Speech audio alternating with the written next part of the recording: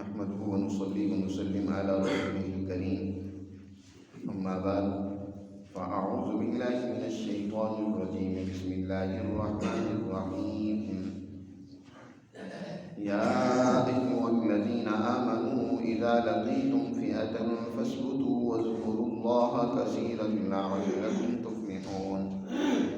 وأطيعوا الله ورسوله ولا تنازعوا فتفشلوا وتذهب ريحكم واصبروا إن الله مع الصابرين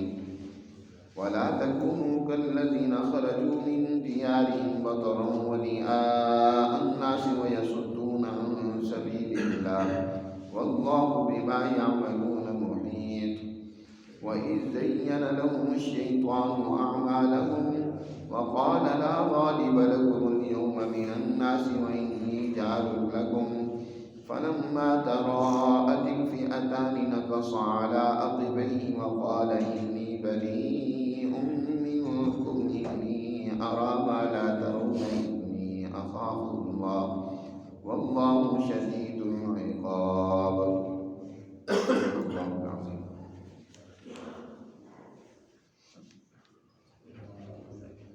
سورہ انفال میں اللہ سبحانہ و تعالی نے مسلمان جماعت کو میدان جنگ میں جب دشمن کا مقابلہ ہو تو اس کے پیش نظر کون سے اصول، کون سے قوانین، کون سی بنیادی باتیں رہنی چاہیے، اس کو تفصیل کے ساتھ قرآن نے بیان فرمایا ہے۔ اس سے پہلے بھی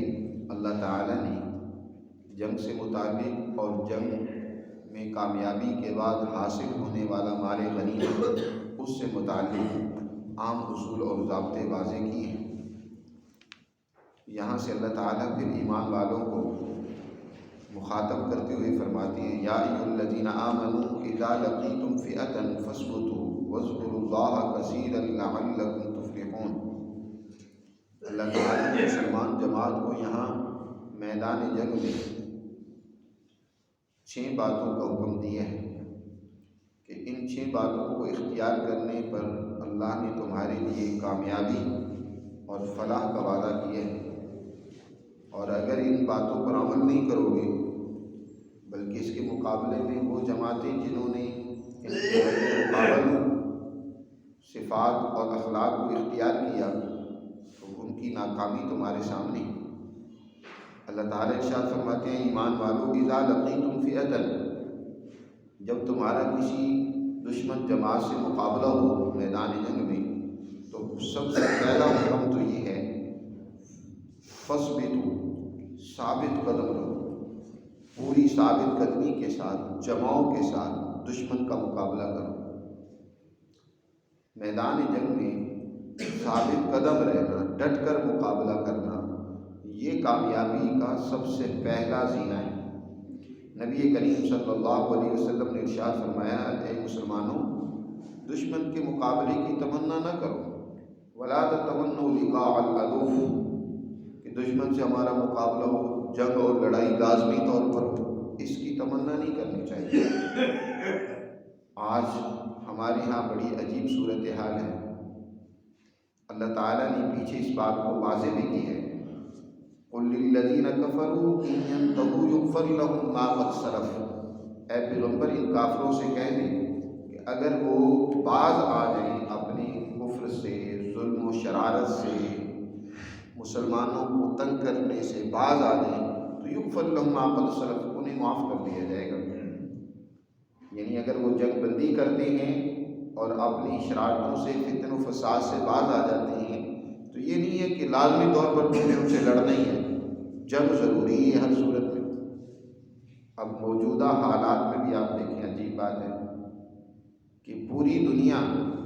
وہ جنگ بندی کی خواہش رکھتی ہے، اس کے لیے فکر مند ہے۔ اسرائیل اور غزہ کی جنگ بند ہونی چاہیے، پوری دنیا ایک طرف ہے، لیکن امریکہ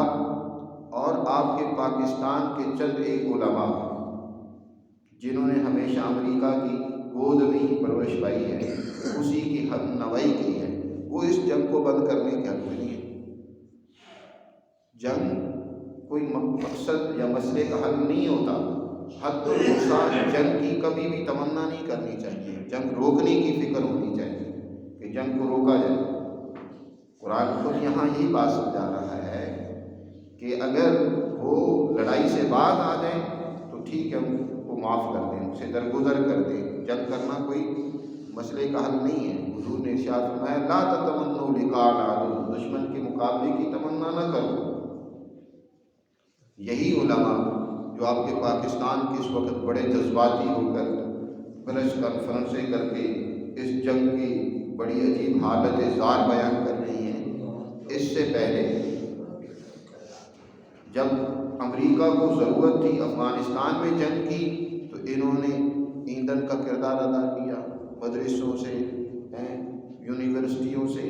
آپ کی سورہ انفال، سورہ توبہ جو ہم پڑھ رہے ہیں، پہلے نصاب میں، اسکول کے نصاب میں شامل کروائی گئی، نوجوانوں کو بھڑکانے کے لیے، جذباتی بنانے کے لیے۔ اب جب اس کا مقصد پورا ہو گیا، وہ اس کا مقصد روس اور رشیا کو شکست دینا تھی، وہ ہو گئی، تو اب یہی نصاب سے صورتیں نکال دی گئی، دوسری صورتیں شامل کر دی گئی۔ کیا اب قرآن کا یہ حصہ نہیں رہی؟ اور پھر انہی علماء سے اسلام آباد میں لکھوایا گیا پیغام پاکستان کے نام سے ایک باقاعدہ کتاب چھپی ہوئی، اس پیغام پاکستان کے اندر ان علماء کے دستخط موجود ہیں، جس میں انہوں نے اس بات کا اقرار و اعتراف کیا اور لکھا کہ کوئی بھی جنگ اپنے طور پر بغیر سٹیٹ کے نہیں لڑی جا سکتی، کوئی وہ جہاد نہیں ہوگا کہ سٹیٹ کی مرضی اور اجازت نہ ہو، اپنے طور پر کوئی گروہ اٹھے اور وہ جنگ میں یا جہاد میں چل پڑے۔ جی، تو یہ انہوں نے اس پر واضح طور پر دستخط کی ہے کہ کوئی ایسا جہاد اور جنگ نہیں ہوگی۔ اگر جنگ نہیں ہو رہی تو اسٹیٹ کو آپ مورد الزام ٹھہرائیں، فوج کو کہیں کہ وہ لڑے۔ عام لوگوں کو جذباتی بنانا، مدرسے کے طالب علموں کو یا عام بیچارے لوگ جو محنت مزدوری کرنے کے لیے یا پڑھنے کے لیے طالب علم تمہارے پاس آتے ہیں، تم ان کو جذباتی بنا کر اپنے بچوں کو تو امریکہ میں پڑھاتے ہیں۔ یہ جتنے بڑے بڑے جہادی لیڈر ہیں، ان کے بچوں کی حالات ذرا دیکھو۔ اب تو یہ چیزیں ساری یوٹیوب پر بھی آ رہی ہیں کہ کن کن کا بچہ کون کون سے یورپ کے ملک میں تعلیم حاصل کرتا ہے، جی، اور کس طریقے سے انہوں نے یورپین ممالک میں فوائد حاصل کیے۔ تو یاد رکھو، جنگ کی تمنا نہ کرو۔ حضور صلی اللہ علیہ وسلم نے ارشاد فرمایا لا تتمنوا لقاء العدو، دشمن کے مقابلے کی تمنا نہ کرو کہ ہماری لڑائی لازمی ہونی چاہیے، لیکن اگر ہو ہی جائے، جنگ ہو ہی جائے، تو پھر فرمایا کہ ڈٹ کر مقابلہ کرو، پھر بزدلی نہیں دکھانی، پھر پیٹھ نہیں پھیرنی۔ اس کے بارے میں یہاں اللہ تعالیٰ نے فرمایا کہ اے ایمان والو، جب تمہارا دشمن سے مقابلہ ہو جائے، اذا لقیتم فئۃ فاثبتوا، پھر ثابت قدم رہو، پھر جمو، پھر میدان چھوڑ کر نہ بھاگو، پھر راہ فرار اختیار نہ کرو، بلکہ فاثبتوا۔ تو یہی بات حضور فرما رہے ہیں کہ اگر تمہارا مقابلہ ہو جائے تو پھر فرار اختیار نہیں کرنا، پھر نہیں بھاگنا۔ پہلی بات فاثبتوا، ثابت قدم رہو، جم کر دشمن کا مقابلہ کرو۔ اور دوسری بات، جسم کی ثابت قدمی کے لیے دل کا مضبوط ہونا بہت ضروری ہے۔ جسم چاہے کتنا بڑا ڈول والا ہو، لیکن دل جو ہے وہ بز دل ہو، بکری کا دل رکھتا ہو انسان، چھوٹا سا دل ہو۔ ظاہر جنگ کوئی بچوں کا کھیل تھوڑا ہوتی ہے، جنگ میں تو بڑے فتنے، بڑی پریشانیاں، تکلیفیں، مصیبتیں، سامنے قتل و غارت گیری ہو رہی ہے، اور میدان جنگ کی حالت بڑی حالت زار ہوتی ہے، تو وہاں ثابت قدم رہنا،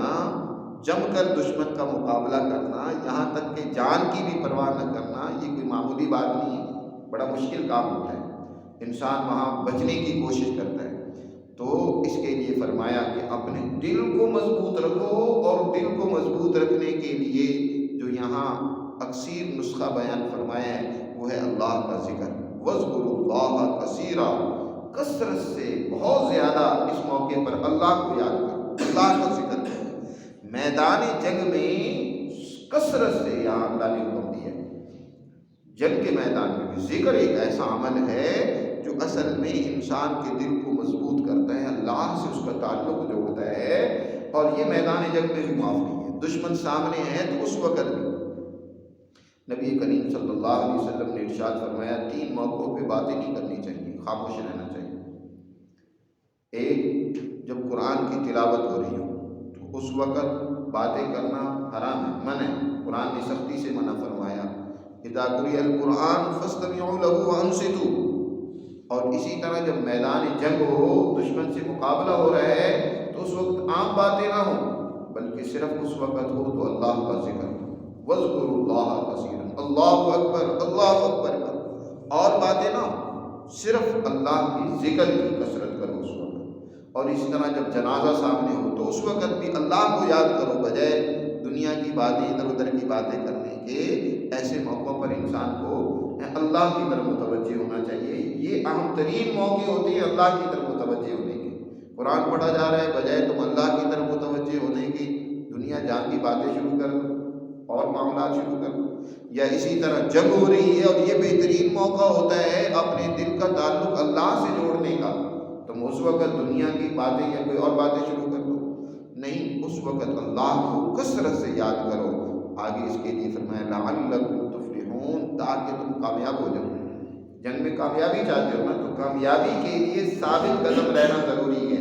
اور دل کا ثابت قدم رہنے کے لیے اللہ کا ذکر کثرت سے کرنا ضروری ہے، تاکہ تم کامیاب ہو جاؤ اور اپنی مراد کو پہنچ جاؤ۔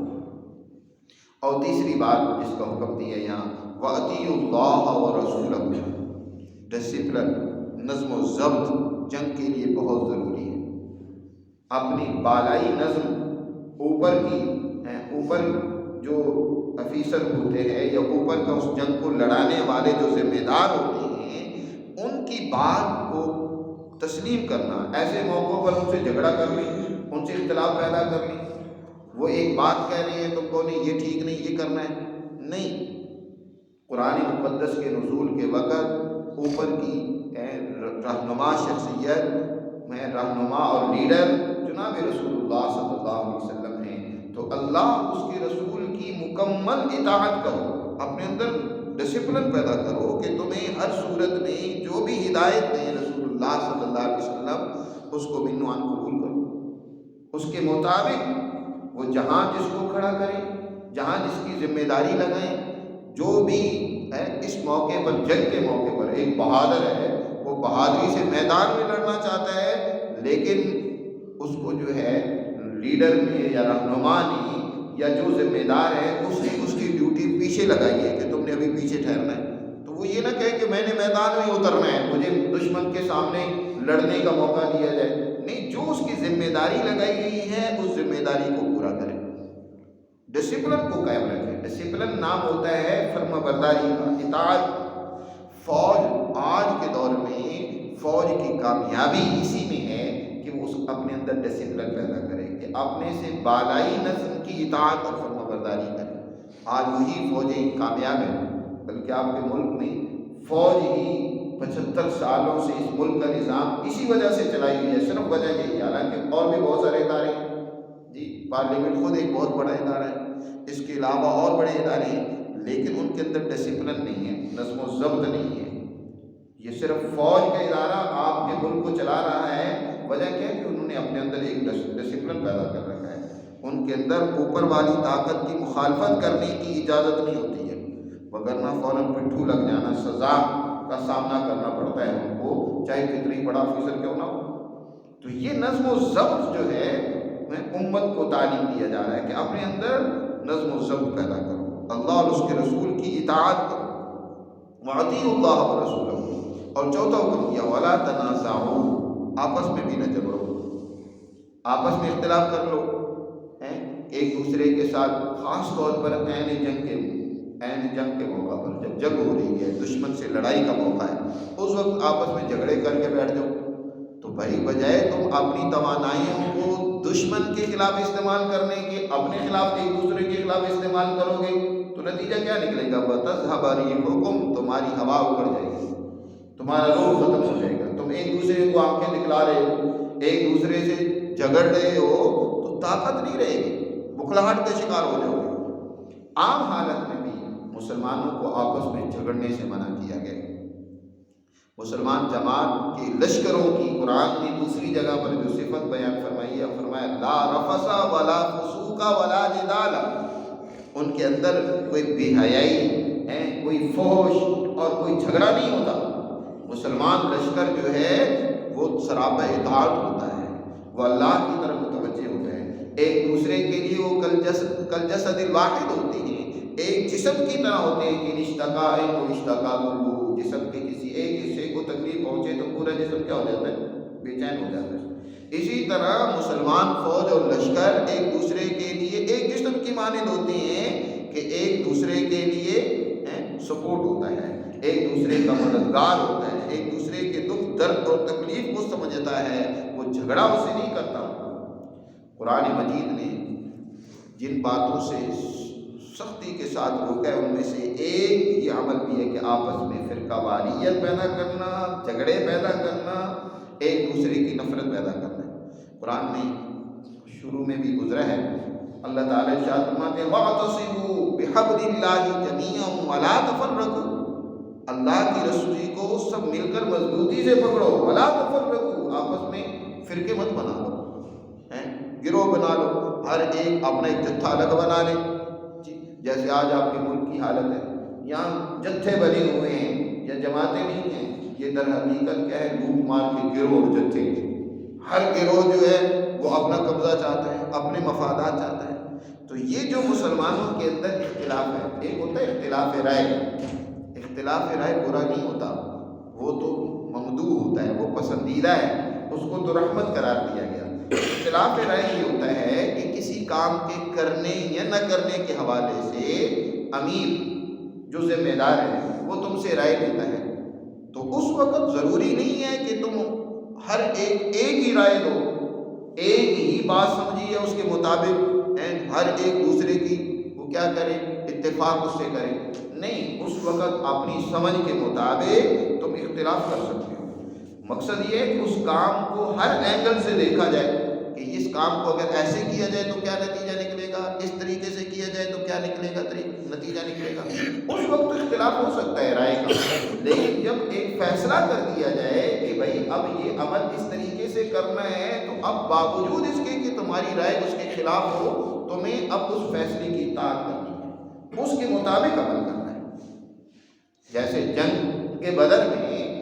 بدر سے پہلے نبی کریم صلی اللہ علیہ وسلم جماعت صحابہ سے مشورہ کر رہے ہیں۔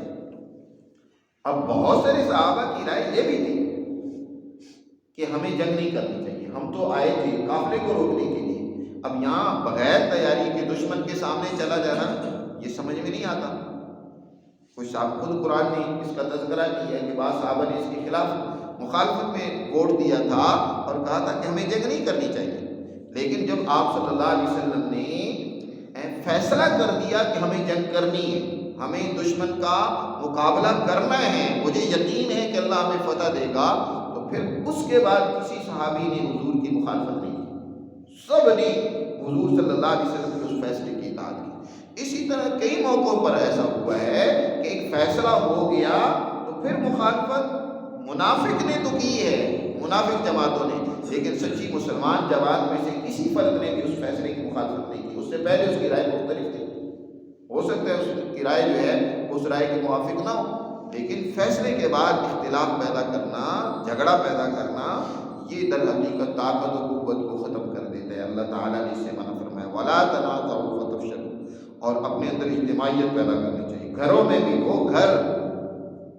یاد رکھو زیادہ خوشحال ہوتی ہے جن میں یہ اجتماعیت ہوتی ہے۔ باپ نے جو فیصلہ کر دیا، سربراہ نے جو فیصلہ کر دیا، سب اس کو تسلیم کریں۔ ہاں، فیصلہ کرنے سے پہلے آپ اپنی رائے دے سکتے ہیں، اپنی رائے کو دلائل سے پیش کر سکتے ہیں، منوانے کی کوشش کر سکتے ہیں اگر آپ اس کو صواب اور درست سمجھتے ہیں، لیکن فیصلہ ہو گیا ہے تو پھر اب اس کی خلاف ورزی کی۔ اسی طرح کوئی بھی معاملات ہو، اجتماعی طریقے سے جب ان کو کیا جائے تو اس میں برکت ہوتی ہے، وہ کامیابی اس میں حاصل ہوتی ہے۔ خود نبی کریم صلی اللہ علیہ وسلم نے ارشاد فرمایا ید اللہ علی الجماع، اللہ کی تائید و نصرت جماعت پر ہوتی ہے، انفرادیت میں نہیں ہے کہ ہر فرد اپنی رائے کی ڈگڈگی بجانے لگ پڑے کہ سارے میرے پیچھے چلے، جی نہیں، کثرت رائے کی بنیاد پر جو فیصلہ ہو جائے سب کو اس کی اتباع اور پیروی کرنی ہے۔ فرمایا فتفشلوا وتذهب ريحكم، تم بزدل ہو جاؤ گے، تمہاری ہوا اکھڑ جائے گی اگر جھگڑے کرو گے۔ اور مزید حکم یہ دیا، چوتھا بلکہ پانچواں حکم یہ دیا، وَاصْبِرُوا إِنَّ اللَّهَ مَعَ الصَّابِرِينَ، صبر و استقامت سے کام لو۔ صبر کی تین معنی ہوتے ہیں۔ ایک صبر ہوتا ہے عن المعصیت، گناہوں سے اپنے آپ کو روکنا، تمہیں گناہ کی دعوت دی جا رہی ہے، خواہش تمہارے سامنے ہے، بہت موقع ہے کہ تم گناہ کا ارتکاب کر لو، مالی کرپشن کا تمہارے پاس موقع ہے، کسی اور گناہ کا تمہارے پاس موقع ہے، لیکن تم اپنے آپ کو روک لو۔ وَاصْبِرُوا، یہ صبر ہے، صبر عن المعصیت۔ اور ایک صبر کے معنی ہوتے ہیں صبر علی الطاعات، طاعات پر اپنے آپ کو جمانا،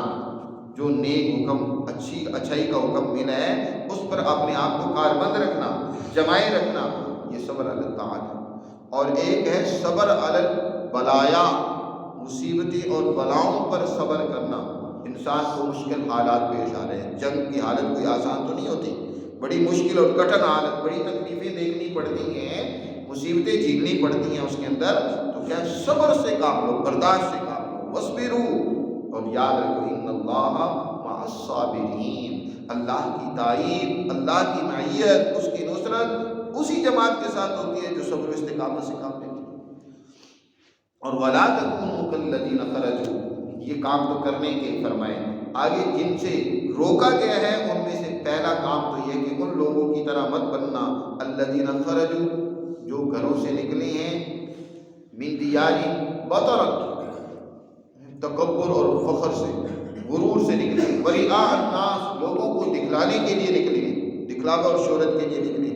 ابو جہل قومی وہ نکلے ہیں گھروں سے بڑے تکبر اور غرور کے ساتھ، اور وہ کہتے ہیں کہ ہمارا روب دنیا میں بیٹھ جانا چاہیے۔ ابو جہل، اس کو جب کہا گیا، مکہ سے یہ نکلا اپنے لاؤ لشکر کے ساتھ، بڑے فخر و مباحات کے ساتھ نکلا، اور اسے کہا گیا کہ دیکھو قافلہ بچ گیا۔ ابو سفیان نے پیغام بھیج دیا کہ میں سمندر کے کنارے سے مسلمانوں سے بچ بچا کر نکل آیا ہوں، اب تمہیں میدان میں آنے کی ضرورت نہیں، لڑنے کی کوئی ضرورت نہیں ہے، تم واپس چلے جاؤ۔ ابو جہل کو کہا گیا کہ واپس چلیں، اب لڑنے کی کوئی ضرورت نہیں ہے۔ وہ کہنے لگا نہیں ایسا نہیں ہوگا، اب ہم نہیں واپس جائیں گے، ہم بدر کے میدان میں اتریں گے،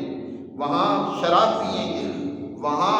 ہمارے گانا گانے والی ناچنے والی گانا گائیں گے، ناچیں گے، ہم وہاں گوشت کھائیں گے، مزے کریں گے، اور ہم یہ چاہتے ہیں کہ لوگوں پر ہمارا روب بیٹھ جائے، لوگوں کو پتہ چل جائے، وَرِئَاءَ النَّاسِ، لوگوں کو پتہ چل جائے کہ ہم کتنی بڑی طاقت و قوت ہے۔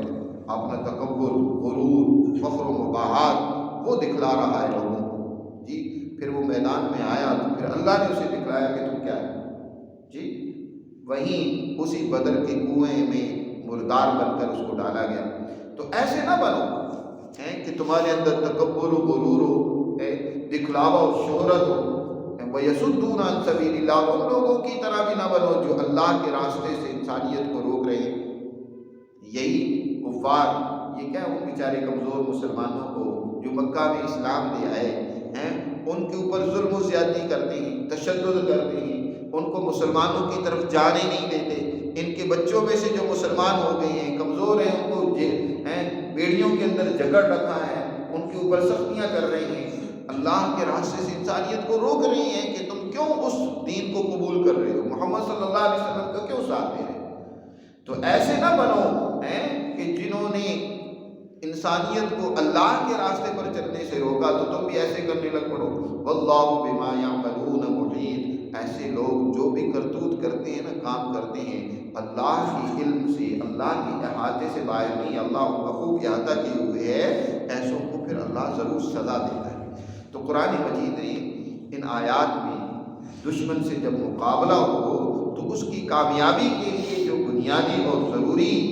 قوانین ہیں، جو بنیادی اصول اور ضابطے ہیں، ان کو بیان کی ہے کہ اگر ان کو اپناؤ گے تو یقیناً تم فلاح اور کامیابی سے امکنار ہوگے، اور اگر ان جماعتوں کی طرح کا کردار تمہارا ہوگا جنہوں نے نبی پاک صلی اللہ علیہ وسلم کے مقابلے کے وقت کا اختیار کیا، تو پھر یاد رکھو تمہاری بھی ناکامی اور شکست ہوگی۔ غزوہ حنین میں مسلمانوں کو تھوڑی سی اپنی کثرت پر فخر ہوا کہ ہم آج تو بہت زیادہ تعداد میں ہیں، اللہ نے فوراً ان کے اس فخر کا اللہ نے خمیازہ سکھایا کہ جنگ حنین میں مسلمانوں کو وقتی طور پر فوراً ایک دفعہ شکست کھانی پڑی، نقصان اٹھانا پڑا۔ پھر جب اپنی اس غلطی کا اعتراف ہوا، پلٹے، حضور صلی اللہ علیہ وسلم کے بلانے پر واپس لوٹے، تو پھر اللہ نے مدد کی۔ ہمیشہ مسلمان جماعت کو فخر نہیں کرنا چاہیے، وہ بڑے بڑے بام یہ دہل کی طرح نعرے مارنا، آوازیں کرنا، باتیں کرنا وہ نہیں ہوتا۔ وہ کیا کہتے ہیں، جو گرجتے ہیں وہ برستے نہیں ہیں۔ تو گرجنے کی ضرورت نہیں ہوتی، عملی اقدامات کرنے کی ضرورت ہوتی ہے کہ سمجھداری سے تم اپنے ملک کی ترقی کے لیے، اپنے قوم کی حفاظت کے لیے عملی اقدامات اٹھاؤ۔